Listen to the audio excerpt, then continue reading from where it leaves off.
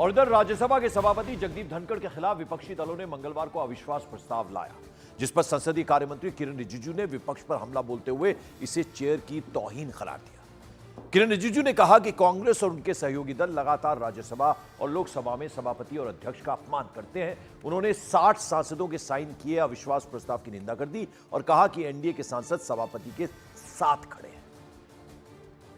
संसदीय परंपरा में लोकसभा और राज्यसभा का अध्यक्ष हम सबका गाइड होते हैं। हाउस का एक बहुत ही पवित्र स्थान का ध्यान में रखते हुए जो भी चेयर में बैठते हैं उसका निर्णय का पालन करना होता है। जब चेयर का ऑर्डर को आप पालन नहीं करेंगे फिर सदन ठीक से नहीं चल सकता है। हम्बुल परिवार से आते हैं, मैं भी मानता हूँ, तो उनको उसी तरह से हम्बुल होना भी चाहिए। हाउस के अंदर भी हम्बुल होना चाहिए। लेकिन अगर वो एक तरफा फैसले लेंगे या निर्देश देंगे तो जाहिर है कि विपक्ष को इस बात से तकलीफ है। तो फिर ये नौटंकी करने की ज़रूरत, जब खुद पता है कि ना मेरे पास नंबर है ना मेरे पास समय है 14 दिन का, तो ये नौटंकी करने की ज़रूरत क्या है? पूरे सत्र में विपक्ष ने नौटंकी के अलावा कुछ किया है? जिस तरह से बर्ताव हमारे चेयरमैन साहब की तरफ से हो रहा है, इशारे हो रहे हैं, उसमें हम उनके बहुत श्रद्धा से हम नाम लेते थे और लेते हैं, क्योंकि बहुत प्रख्यात वकील है।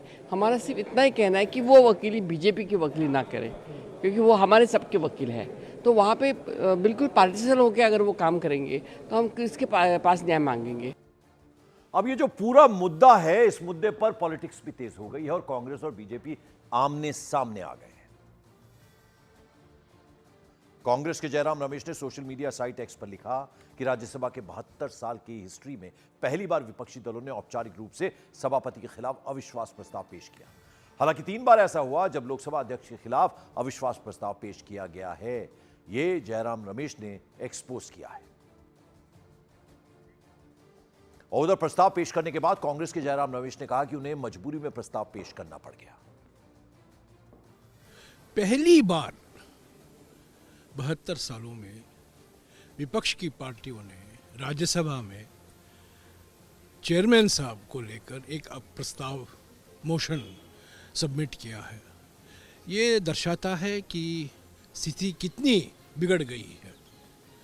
हम इस उम्मीद के साथ हम आते हैं कि राज्यसभा में सत्ता पक्ष होती है, विपक्ष की पार्टियां होती हैं और अंपायर के रूप में, गार्डियन के रूप में, रक्षक के रूप में चेयरमैन साहब अपनी कुर्सी पर बैठते हैं।